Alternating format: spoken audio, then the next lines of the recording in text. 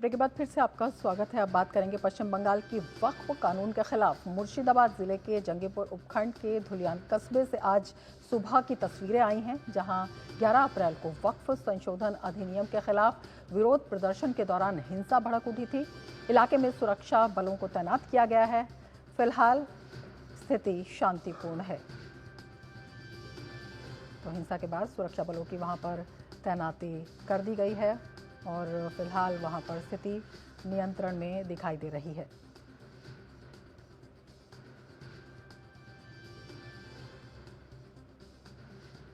पश्चिम बंगाल के मुख्यमंत्री ममता बनर्जी राज्य के इमामों, मौजिनों और मुस्लिम समाज के प्रतिनिधियों के साथ बैठक कर रही हैं। ममता बनर्जी की पार्टी तृणमूल कांग्रेस ने संसद में भी वक्फ बिल पर कड़ा ऐतराज जताया था। बिल पास होने के बाद ममता ने कहा था कि वे इस कानून को पश्चिम बंगाल में लागू नहीं होने देंगी। उन्होंने साफ कर दिया है कि वे केंद्र की नीति के खिलाफ खड़ी रहेंगी।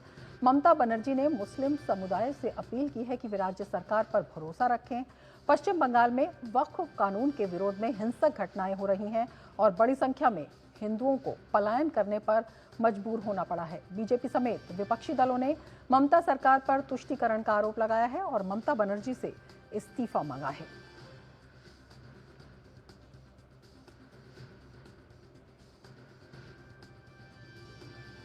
तो पश्चिम बंगाल के मुर्शिदाबाद जिले में वक्फ कानून के खिलाफ हिंसक विरोध प्रदर्शन के बाद हालात जो हैं नियंत्रण में तो हैं, लेकिन तनावपूर्ण बने हुए हैं। वक्फ कानून के खिलाफ विरोध प्रदर्शन के दौरान हिंसा में शनिवार को पिता पुत्र समेत 3 लोगों की हत्या कर दी गई थी।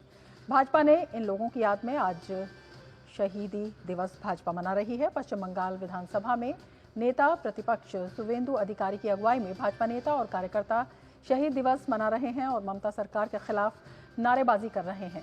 भाजपा कार्यकर्ताओं ने मुर्शिदाबाद हिंसा में मारे गए शहीद पिता पुत्र को श्रद्धांजलि अर्पित की। इस मौके पर शुवेंदु अधिकारी ने राज्य की ममता सरकार पर मुस्लिम तुष्टीकरण का आरोप लगाते हुए कहा कि पश्चिम बंगाल में हिंदू सुरक्षित नहीं है और राज्य सरकार मुस्लिम तुष्टीकरण के लिए ये दंगा करवा रही है। पूरा प्रदेश में प्रोटेस्ट हो रहा है। हिंदू जनता भावुक है, दुखित है। देख लीजिए किस तरीके से काट के खून किया। ये लोग घर में था, हिंदू होने के नाते बलिदान दिया। पूरा प्रदेश सड़क में है, हिंदू शहीद दिवस मना रहा है पश्चिम बंगाल बीजेपी की ओर से। ये दंगा जो किया उनको फेलिसिएट करने के लिए, ये पूरा रेस्पॉन्सिबिलिटी एक खून के लिए ममता बनर्जी है। Mamata should step down, she should go to jail. हम लोग कावड़ हिंदू नहीं है, स्वामी विवेकानंद का हिंदू है। इस बीच केंद्रीय मंत्री किरण रिजिजू ने बंगाल की सीएम पर राज्य में हिंसा भड़काने का आरोप लगाया है। केंद्रीय मंत्री ने कहा कि एक राज्य की मुख्यमंत्री ये कैसे कह सकती हैं कि वो अपने राज्य में वक्फ कानून लागू नहीं करेंगी, जबकि वो एक संवैधानिक पद पर बैठी हैं।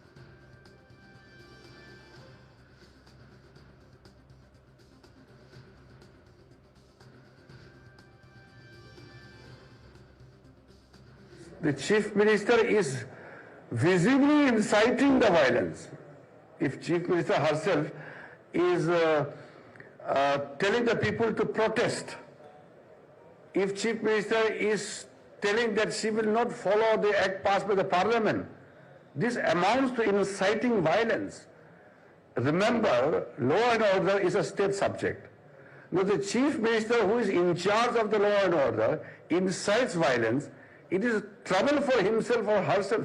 After all, she has to contain and maintain the law and order. हमारे संवाददाता प्रसन्नजीत बख्शी इस वक्त हमारे साथ कोलकाता से जुड़े हुए हैं और ज़्यादा जानकारी के साथ। प्रसन्नजीत, इस वक्त हम जानना चाहेंगे क्या कुछ स्थिति वहां पर है और ममता बनर्जी पर जो आरोप हैं उनकी जो तीव्रता है वो लगातार बढ़ती जा रही है, इस्तीफे की मांग भी हो रही है। नहीं, देखिए, एक बात मेरा समझ में नहीं आया कि चीफ मिनिस्टर ने नाम करके पूरे आरोप लगाया देश की होम मिनिस्टर अमित शाह जी के ऊपर।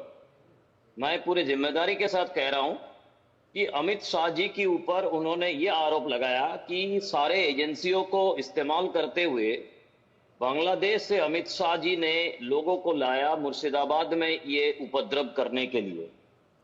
और उन्होंने प्रधानमंत्री को अपील की है कि अमित शाह जी को कंट्रोल करिए। मेरा समझ में नहीं आ रहा है कि ये इमामों को शांति कायम रखने के लिए जो संबोधन करने वाली थी उसमें इस तरह की बयान ममता बनर्जी का देने का मतलब क्या है?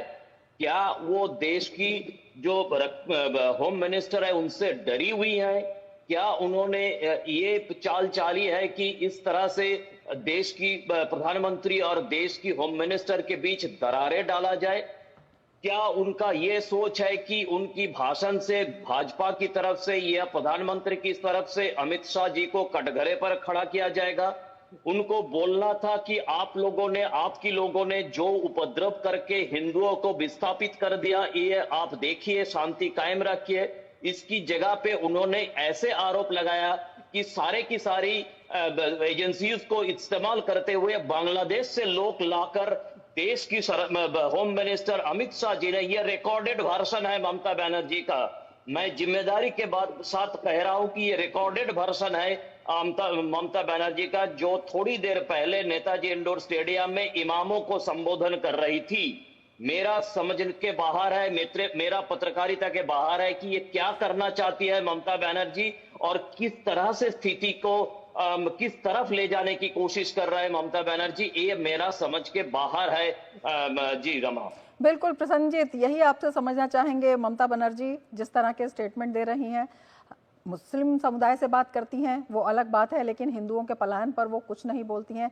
इसके साथ ही वो खड़ी होकर कहती हैं कि वो जो देश का कानून है उसको राज्य में लागू नहीं होने देंगी। तो ये अपने आप में जो उनकी पूरी कार्यप्रणाली है उसको दिखाता है और उसमें कई तरह के सवाल भी खड़े करता है, कई तरह के संदेह भी पैदा करता है। बिल्कुल, उन्होंने ये भी कहा चंद्रबाबू नायडू और नीतीश कुमार के नाम पर, सामने मुस्लिम बैठे हुए हैं, उनको बोला कि आप लोगों ने तो इन दोनों को भी वोट दिए थे, क्यों दिए थे आप देखिए। तो मतलब ये भड़काऊ, इस तरह की भड़काऊ अगर हम आप देते हैं, इस तरह की बातें, मैं कोट अनकोट बता रहा हूं, इस तरह की बातें अगर हम आप कहते हैं तो अब तक हम जेल में चले जाएंगे। तो ये चंद्रबाबू नायडू का राज बने, सब लोग दुनिया में पूरे भारत भ्रमण करके पूरे देश में जितने सारे लोग हैं सबको खींच कर लाके बंगाल में मुर्शिदाबाद में जो कुछ भी उपद्रव हुआ है उस सब का जिम्मेदारी उन्होंने ये सब लोगों के ऊपर डाल दिया है। ममता बनर्जी का कोई दोष नहीं है, उनकी तुष्टीकरण मुसलमानों के लिए इसका कोई दोष नहीं है। जो लोग अपने घर छोड़ के अभी मालदा में शरण लेके, उनके लिए कोई एक शब्द नहीं है। तो अब इसके बाद अब देखिए, सीपीआईएम की नेता मोहम्मद सेलिम, जिसकी बुलवाए जाने पर 2% भी लोग वोट नहीं देते हैं, वो मोहम्मद सेलिम को उन्होंने मुर्शिदाबाद बिना किसी अड़चन डाले हुए जाने दिया। लेकिन जब शुभेंदु अधिकारी प्रदेश की लीडर ऑफ अपोजिशन है, वो मुर्शिदाबाद जाना चाहते हैं, उनके लिए परमिशन नहीं है, उनको फिर दरवाजा खटखटाना पड़ा। आज शाम को 4 साढ़े 4 बजे इसके लिए सुनवाई है। तो ये जो एक परिस्थिति ममता बनर्जी पूरे बंगाल में पैदा करने की कोशिश में है, एक तरफ देश की प्रधानमंत्री की तरफ उंगली उठाना कि उन्होंने अपने होम मिनिस्टर को रोक नहीं पा रहा है, कंट्रोल, उन्होंने ये शब्द इस्तेमाल किया है, कंट्रोल करिए, मतलब इस तरह की आरोप लगाना, ये इसका पीछे क्या मंशा है ममता बनर्जी का? क्यों ना उनका इस्तीफा मांगा जाए? मेरे ख्याल से इस सवाल पूरे देश में उठना चाहिए। जी बिल्कुल प्रसन्नजीत, आपसे ये भी समझना चाहेंगे, जिस तरह से लगातार तुष्टीकरण की राजनीति वहां पर देखने को मिल रही है, जिस तरह से लगातार वहां की घटनाएं आ रही हैं और सवाल उठ रहे हैं ममता बनर्जी पर, एक सवाल ये भी उठता है कि केंद्र सरकार को वो कटघरे में खड़ा करना चाहती हैं, तो ऐसे में किस तरह का वो आई वॉश करना चाहती हैं? आखिर ममता बनर्जी को डर किस बात का है? चाहती क्या है? आपने ये सवाल पूछा ना मुझसे, चाहती है क्या? बिल्कुल बिल्कुल, जो क्या चाहती है? देखिए, तुष्टीकरण करते करते करते करते करते करते ऐसी जगह पर पहुंच गए हैं ममता बनर्जी।